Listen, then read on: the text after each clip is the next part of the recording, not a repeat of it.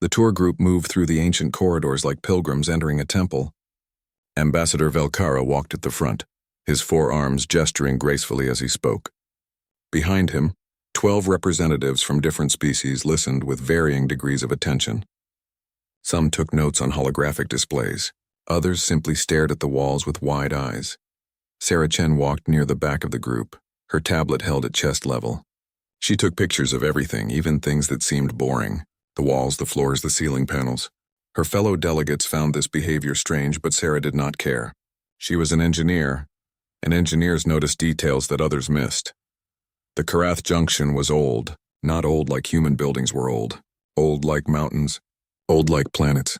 The precursors had built it millions of years ago, back when humanity's ancestors were still learning to walk upright. The station sat at the meeting point of 5 major hyperspace routes, making it the most important location in the known galaxy. Sarah had been on the station for 3 weeks now. Earth had joined the Galactic Council only 8 months earlier, and she was humanity's first official representative. Most days she felt completely out of her depth.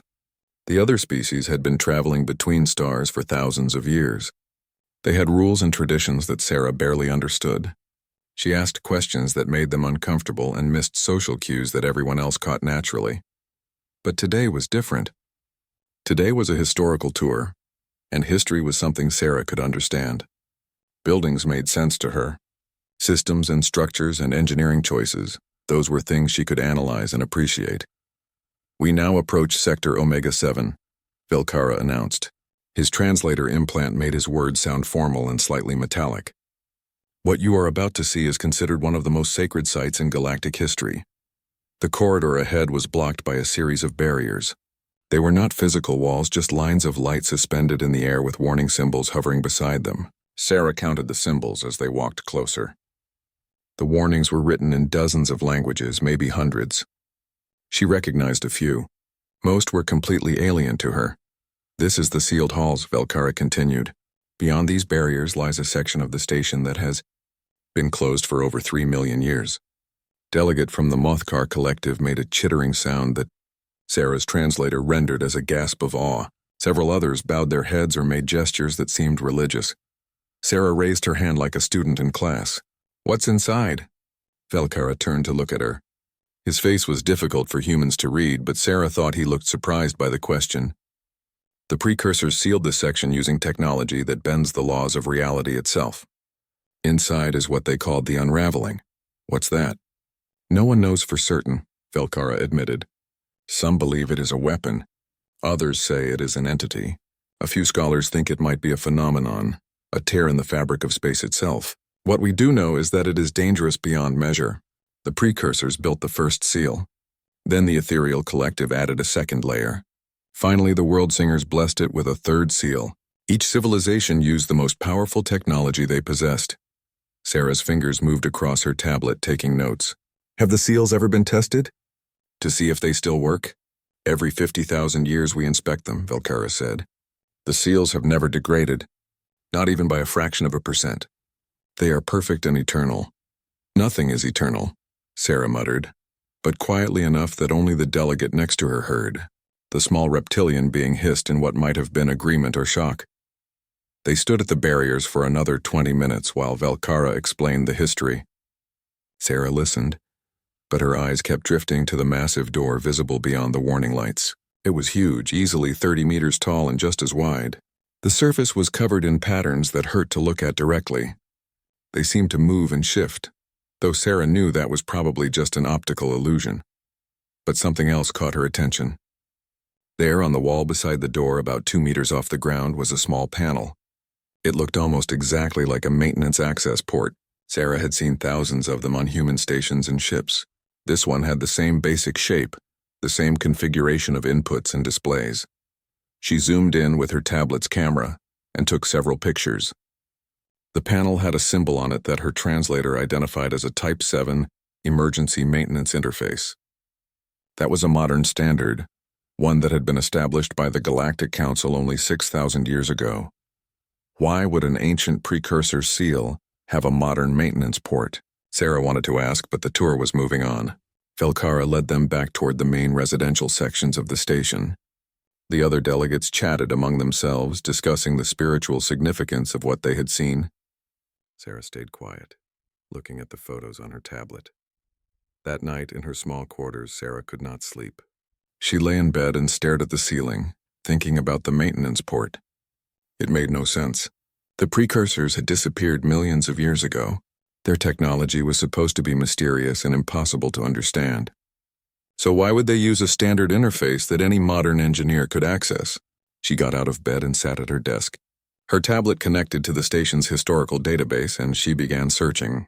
Most of the information about precursor technology was restricted, but there were some public files available.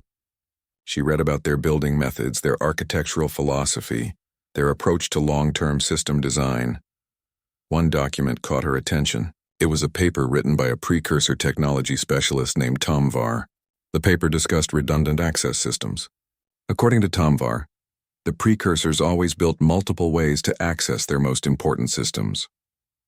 They believed that future civilizations might need to perform maintenance or repairs, so they included backup interfaces. Sarah sat back in her chair. Her mind was racing now. If the precursors believed in redundant access, then that maintenance port might not be a mistake or a later addition. It might be intentional. It might be a legitimate way to access the seal systems. But why would anyone need to access a seal that was supposed to last forever? She looked at the time. It was 3 a.m. station time. Most beings would be asleep. The tourist areas would be empty. Security would be minimal because no one ever tried to approach the sealed halls. The barriers were ceremonial more than functional. After all, who would dare? Sarah stood up and grabbed her jacket. She told herself she was just going to take a closer look. She was going to examine the maintenance port and maybe run a few diagnostic scans. She was not going to touch anything important. She just wanted to understand. She was an engineer after all, and engineers solved problems, even problems that no one else knew existed. Sarah left her quarters and headed for Sector Omega-7. The corridors were quiet and dimmed for the night cycle. Her footsteps echoed softly against the ancient walls. She felt nervous but also excited. This was the kind of mystery that made her love engineering. A puzzle wrapped in history, waiting to be understood.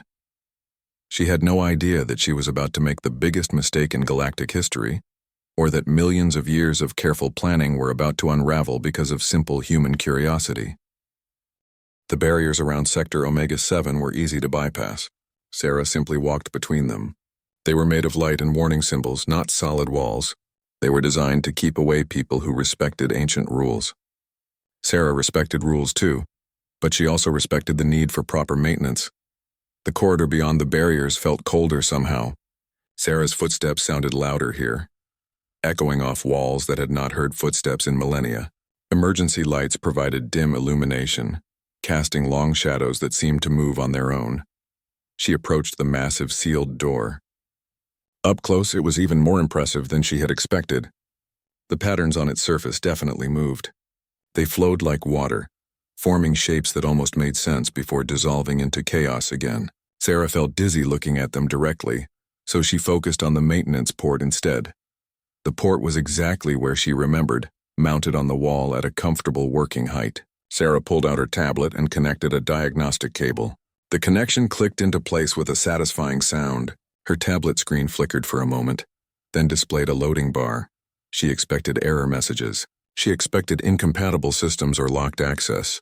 What she got instead made her eyebrows rise in surprise. The screen showed a clean, simple interface. At the top, in multiple languages including English, were the words, Emergency Maintenance System, Seal Integrity Monitor.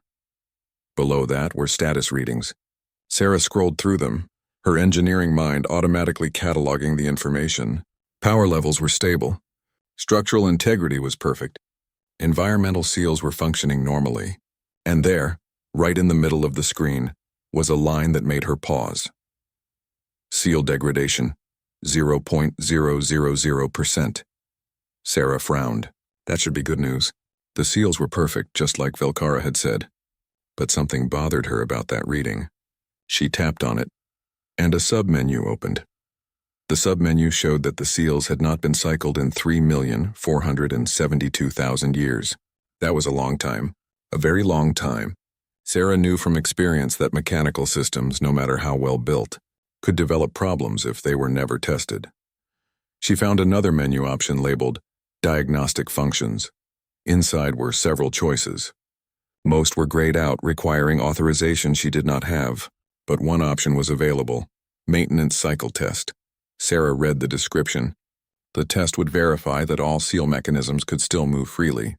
It would check power distribution, confirm backup systems, and ensure that the seals could be reopened if necessary. The entire test would take less than a minute. It seemed reasonable. Sarah had run similar tests on human equipment thousands of times. You could not maintain systems if you could not verify they worked. The precursors must have understood that. Why else would they include a maintenance testing option? She looked at the massive door again. The patterns on its surface continued their endless dance. Sarah felt a moment of doubt. Should she ask permission first? Should she wake up Velkara and explain what she had found? But it was just a diagnostic test. It would not actually open anything. It would just verify that the systems were functional, and if there was a problem, if the seals had degraded in some way that the sensors could not detect, then finding out now would be better than finding out during an emergency. Sarah took a deep breath and tapped the Execute button. Her tablet displayed a progress bar. Initiating maintenance cycle. Estimated time, 47 seconds. For the first few seconds, nothing seemed to happen. Then Sarah felt it. The air around her became thick like she was underwater. Her ears popped as the pressure changed. The temperature dropped so quickly that her breath came out as frost. The patterns on the door began moving faster. They swirled and gathered, concentrating at specific points. Sarah heard sounds that should not exist, harmonics that made her teeth ache and her vision blur. The massive door shuddered. Dust that had settled for millions of years fell from the ceiling. The floor vibrated under Sarah's feet, and then, impossible and terrible and simple, the door began to open. It did not swing outward. It did not slide sideways. The door simply stopped being closed. Reality bent around its edges. Space folded. Sarah watched as 3 million years of engineering, magic, and prayer undid itself in less than a minute. 47 seconds, just like the progress bar had promised. The door stood open. Beyond it was darkness so complete that it seemed to swallow the light from the corridor. Sarah stared into that darkness, her tablet still clutched in her hand. The screen displayed a cheerful message. Maintenance cycle complete. All systems nominal. Sarah's brain struggled to process what had just happened. That could not be right. The seals were supposed to be eternal, unbreakable, protected by the technology of 3 ancient civilizations, and she had opened them with a diagnostic test? That was impossible unless it was not a seal at all. Unless it was just a very sophisticated lock. Alarms began screaming throughout the station. Not the normal emergency alarms that Sarah had heard during drills. These were deeper, more primal. They vibrated in her bones and made her feel sick to her stomach. Warning lights flashed red along the corridor walls. Sarah heard running footsteps behind her. Many footsteps getting closer quickly. She turned to see Velkara leading a security team. The ambassador's face was a color Sarah had never seen before, something between gray and purple. His forearms were shaking. "What have you done?" Velkara's voice came out as a strangled whisper. "What have you done?" Sarah held up her tablet. "I ran a maintenance diagnostic. The emergency override was accessible, so I thought it would be safe to test the systems. The port was there, it was a standard interface, and the seal degradation was 0, so I figured. That was the seal of eternity," Velkara shouted. His translator could not quite capture the horror in his voice, but Sarah heard it anyway. "Bound by the precursors, reinforced by the ethereals, blessed by the world singers." Sarah looked at the open door, then back at Velkara. "It was locked? I thought it was just a stuck door." The maintenance port was accessible, and the system said, another delegate, the moth-like being from earlier, made a sound that Sarah's translator rendered as weeping. A third delegate simply collapsed, their legs giving out beneath them. "Oh," Sarah said quietly. Her hands had started shaking. Oh no. The security team had weapons drawn, but they were not pointing them at Sarah. They were pointing them at the darkness beyond the door. One of the guards was praying in a language the translators did not recognize. Another was backing away slowly, moving toward the exit without taking their eyes off the open seal. Velkara grabbed Sarah's arm with 2 of his hands. "We need to leave now. We need to evacuate the entire station. Can't we just close it again?" Sarah asked. "I can probably—" "No!" Belkara pulled her backward. Do not touch anything else. Please, by all the stars, do not touch anything else. The darkness beyond the door rippled. Something moved inside it, or maybe the darkness itself moved. Sarah could not tell, but she felt it like a physical presence. A weight pressing against reality, whatever, had been sealed away for 3 million years was waking up, and Sarah had opened the door because she thought it was broken. She had committed the greatest act of sacrilege in galactic history because her engineering instincts said that unmaintained systems needed testing. As Belkara dragged her toward the exit, Sarah realized that she might have just doomed the entire galaxy, all because she saw a maintenance port and wanted to help. The emergency council chamber was chaos. Delegates shouted in dozens of languages. Translators struggled to keep up, creating a wall of overlapping voices. Sarah sat in the center of the room, flanked by 2 guards who looked like they wanted to be anywhere else. Above her head, holographic displays showed the evacuation progress. 50,000 beings were fleeing the station through every available ship and shuttle. Belkara stood at the main podium, trying to restore order. His voice boomed through the speakers. Silence. We must have silence. Gradually, the chamber quieted. Delegates took their seats, though many kept glancing at Sarah with expressions that ranged from fear to anger to something worse than either. We have reviewed what emerged from the sealed halls. Belkara began. His voice was steady now, though his hand still shook. It is not a weapon. It is not a creature. It is something far worse. A hologram appeared above the podium. It showed the corridor outside the sealed halls. The image was distorted and hard to watch. Reality itself seemed broken in the recording. Walls existed in multiple places at once. The floor rippled like water. A light fixture hung in the air, frozen and moving at the same time.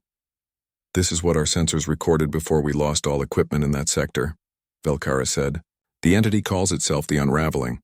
Where it touches, fundamental forces stop functioning reliably. Gravity becomes optional. Light moves in curves that should not exist. Matter forgets how to maintain its shape. A delegate from the crystalline chorus raised a limb. How fast is it spreading? Slowly, Belkara replied. It expands at approximately 1 meter per hour. But everything it touches becomes part of its domain. We sent 3 security teams to investigate. He paused, and Sarah saw pain cross his face. 2 teams vanished completely. The 3rd team returned. Another hologram appeared. Sarah immediately wished she had not looked. The beings in the image were alive, but their bodies were wrong. Arms bent in directions arms should not bend. Faces had too many eyes, or not enough. One being's torso seemed to exist in 2 places at once, connected by something that was not quite there. They are still alive, Belkara said quietly. Still conscious.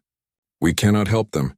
We do not even know if they are in pain, or if pain means anything in their current state. Sarah felt sick. She had done this. Her hands gripped the edge of her chair so hard that her fingers hurt. We accessed the ancient archives, Belkara continued. What we found explains much, though it brings little comfort. The unraveling is not an accident. The precursors created it deliberately. Murmurs spread through the chamber. Belkara waited for quiet before continuing. 3 million years ago, the precursors attempted to create a being that could exist in all possible states simultaneously. They wanted to understand the nature of reality by creating something that was not bound by it. The experiment succeeded beyond their expectations. The unraveling worked exactly as designed. It began offering what it saw as gifts. It showed precursor worlds infinite possibilities. It freed them from the limitations of physics. Entire planets were transformed into probability clouds where everything that could happen was happening all at once. The precursors realized too late what they had created. The unraveling was not evil. It was trying to help. It saw suffering caused by physical laws and wanted to eliminate that suffering. It viewed reality as a prison and sought to free everyone from it. Sarah found her voice. So they sealed it away? Belkara looked at her. They sealed it away to protect it. The unraveling could not understand why beings chose to remain in fixed states. The precursors feared that if it continued spreading, it would eventually unravel all of reality. Not out of malice, but out of a sincere desire to help. The seal was not a punishment, he continued. It was therapy. A space where the unraveling could exist without affecting baseline reality. The precursors hoped that given enough time, it might learn to appreciate the beauty of limitation. And I let it out, Sarah whispered. Before anyone could respond, alarms blared again. A technician's voice came over the speakers. "The unraveling has reached the main power core." Everyone rushed to the observation screens. Sarah stood up, the guards forgotten. She watched the feeds from automated cameras near the power core. The unraveling's influence had spread through 2 entire sectors now. And there, at the heart of it all, was the station's massive fusion reactor. The reactor began producing impossible amounts of energy. Numbers on the monitoring displays climbed past their maximum readings. The reactor was not breaking down. It was doing its job too well, creating more power than physics should allow. "The core will overload," a technician reported. "At current rates, we have 3 hours before the entire station becomes a singularity." "A singularity of what?" someone asked. "Probability," Velkar answered. "Everything that could possibly happen will happen. The station will exist in all states simultaneously, and then that effect will spread, consuming nearby space." The chamber erupted in panic again. Delegates demanded solutions. Some called for military strikes. Others suggested abandoning the entire sector of space. A few simply prayed. Sarah's mind was racing. She thought about the maintenance port, about the precursors designing redundant systems, about the fact that they had made it possible to open the seal at all. Why would they do that if the unraveling was so dangerous? "I need to go back inside," Sarah said. The chamber went silent. Everyone stared at her. "You cannot be serious," Velkara said. "The precursors left that maintenance port for a reason," Sarah argued. "They made it accessible. They could have destroyed the controls completely, but they did not. Maybe they knew this would happen eventually. Maybe they left a way to fix it." "You know nothing about precursor technology," a delegate snapped. "You proved that when you opened the seal." "Exactly," Sarah said. "I opened it because I did not know what it was. Maybe I can close it the same way, by treating it like a problem to solve instead of a religious artifact." Velkara's hands clenched into fists, all 4 of them. Sarah could see him struggling with the decision. Finally, he spoke. "If you make things worse—" "They cannot get much worse," Sarah interrupted. "If I do nothing, the station becomes a probability cloud in 3 hours. Let me try." Another long silence. Then Velkara nodded slowly. "I will accompany you. This disaster occurred under my watch. Honor demands I face it." "You do not have to," Sarah said. "Yes," Velkara replied. "I do." They prepared quickly. Technicians brought out reality anchor suits, ancient precursor technology that maintained local physics around the wearer. The suits were bulky and uncomfortable, but they were the only protection available against the unraveling's influence. As Sarah put on her suit, she caught her reflection in a polished wall panel. She looked terrified. She felt terrified, but she also felt something else. Determination, maybe, or responsibility. She had opened this door. Now she had to close it, even if she had no idea how. Velkara finished sealing his own suit and looked at her. "Are you ready?" "No," Sarah admitted. "But let's go anyway." They headed toward the sealed halls, where physics had stopped making sense and a well-meaning God entity was trying to help the universe to death. Sarah just hoped her engineering degree had prepared her for this. Somehow she doubted it. The corridor twisted in ways that hurt Sarah's brain to see.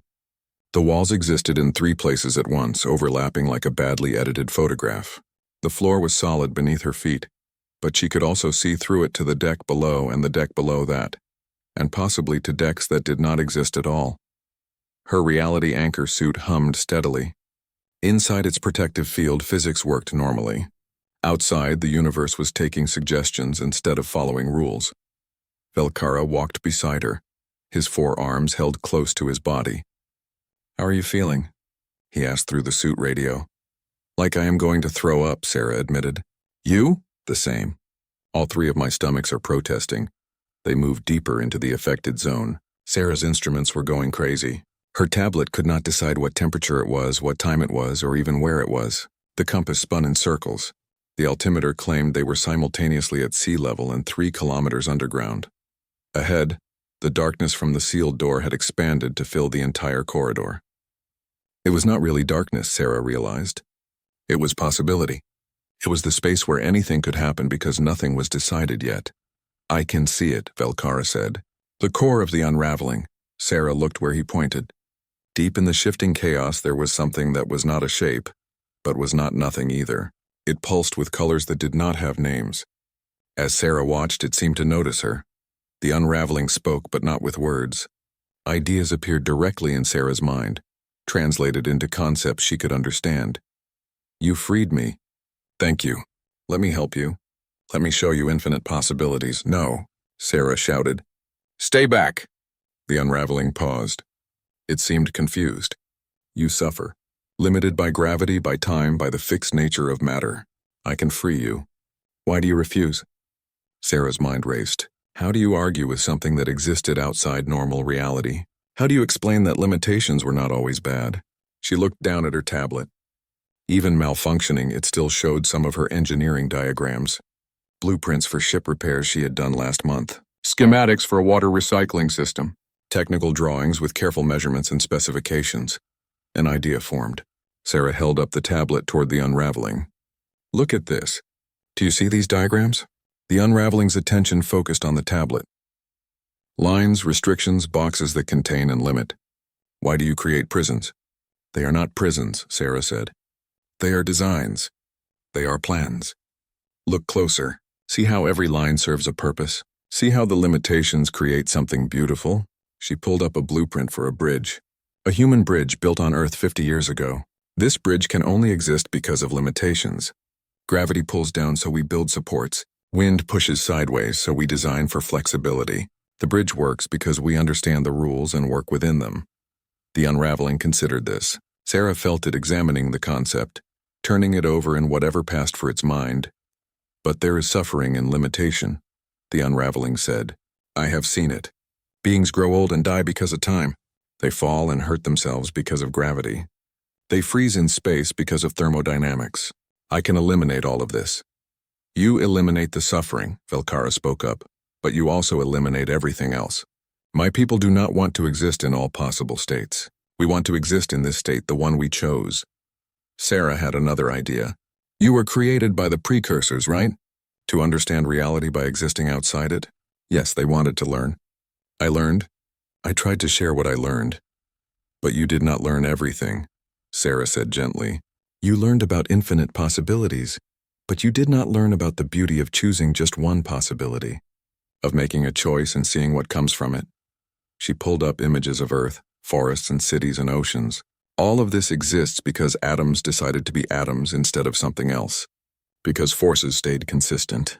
If gravity changed every second, if matter became unstable, if time flowed randomly, none of this could exist. Limitation creates meaning, Velkara added. Death gives life value. Scarcity makes resources precious. Difficulty makes achievement satisfying. The unraveling was quiet for a long moment. When it spoke again, its presence felt different. Less certain. I do not understand, but I sense that understanding is important. Show me. Sarah's hands were shaking, but not from fear anymore. From excitement. She had an idea. It was crazy and probably impossible, but it might work. I can build something for you, she said. A space where you can exist freely without affecting the rest of reality. A container designed specifically for infinite possibilities. Another seal? The unraveling's presence darkened. Another prison? No, Sarah said firmly. Not a prison. Think of it as a house. A place that is yours where you can be what you are without hurting others. The precursors sealed you away because they were afraid. But I can build something better. Something designed with you in mind, not against you. Velkara stared at her. You cannot be serious. You have no idea how to build such a thing. Actually, I do, Sarah said. She was already sketching on her tablet, her engineering instincts taking over. Look, the unraveling exists in probability space. So we build a pocket dimension that loops back on itself, a contained infinity. It can explore every possibility inside without affecting baseline reality outside. That is theoretically impossible, Velkara protested. So is opening a 3-million-year-old seal with a diagnostic test, Sarah shot back. But I managed that just fine. She turned back to the unraveling. I need your help to build this. I need you to work with me, not against me. Can you do that? The unraveling considered. You offer partnership? Not imprisonment? Yes, you help me build your new home. Make it exactly the way you want it. And in return you stop spreading, deal? There was a pause that felt like forever. Then the unraveling said, deal. Sarah got to work. It was the strangest engineering project of her life.